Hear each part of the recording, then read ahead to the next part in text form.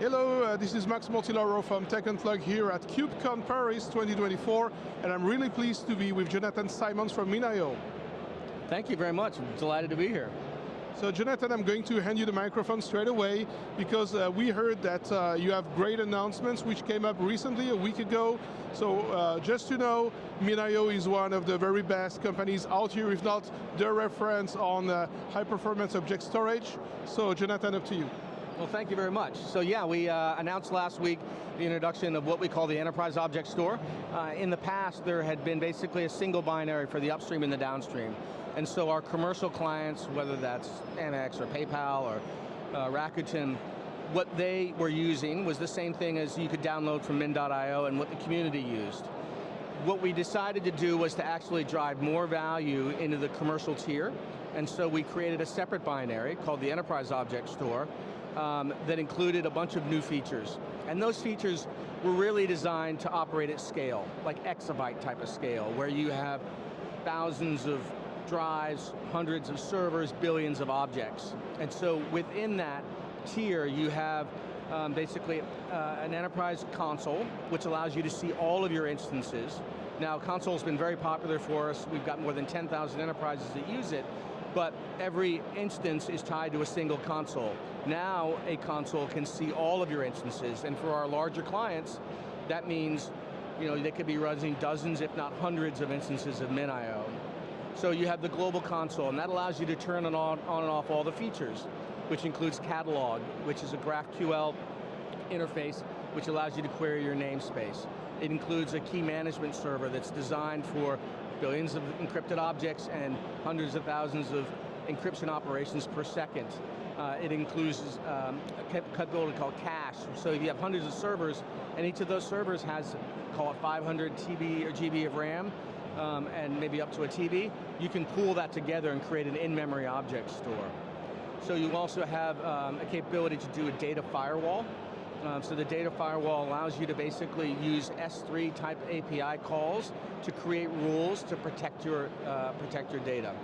And so all of these features now are available in this enterprise tier, and again, designed for when you're running billions of objects, that exabyte type of scale.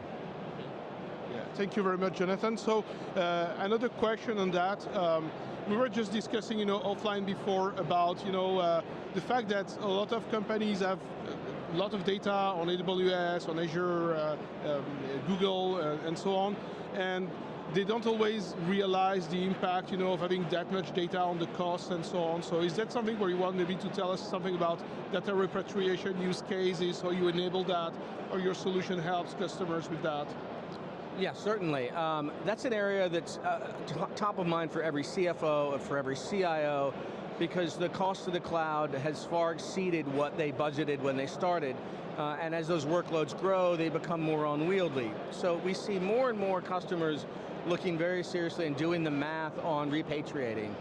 We have a large cybersecurity customer who repatriated 500 petabytes out of AWS onto an Equinix Colo alongside Minio. They improved the gross margin of the entire business by more than 2%. It's a huge outcome. One of the largest streamers in North America, basically they repatriated all of their data out of AWS, again also into their private data centers in this case, and they reduced their overall cost by 50 times. So the cost implications are huge, but you can't sacrifice performance, and that's one of the things that we're so focused on, this performance element, is because if you're going to make them move, it just needs to be updating their buckets and then hopefully improving their performance in that scenario. But it's it has the ability to basically reduce your cost by 60% or more. And you see it time and time again, and that's been documented by the folks over at X, formerly Twitter, the Basecamp folks, and others. Yeah, thank you very much, Jonathan. One last question. This edition of KubeCon seems to be, at least to me, really exceptional in terms of attendance. The show floor is full, a lot of vendors, a lot of people around. What would you say as a kind of closing comment on that, and maybe even in terms of, because you like to say that a lot, that object storage is a new primary storage. So how would you kind of tie all of that together? Yeah, so we've been coming to KubeCon EU for 3 years now, so Valencia, Amsterdam now. Each one of those events has been 20% larger than its US counterpart, which you would think is a little bit unusual. But what you find here is that there's just a very, very active community from a Kubernetes perspective. These are our people. This is like our prom every year. You can look behind us, all of our t-shirts are sold out, and we are, what, 6 hours into this thing? Maybe less? So it's pretty remarkable, and I think that it speaks to the fact that in the world of cloud native, object storage is primary storage. It was always primary storage in the public cloud for AWS. Things like Snowflake built on object storage, Netflix built on object storage, Uber built on object storage.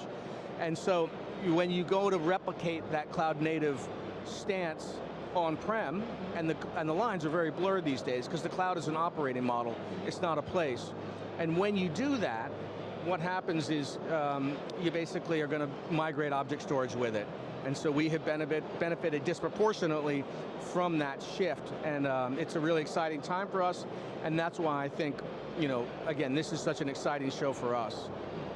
Perfect. Jonathan, thank you so much for having us, and wish you a great show. Yeah, thank you very much. So, if you're here at the event, make sure to visit the Minio stand. It's literally a small walk from the entrance of the show, so make sure to be here.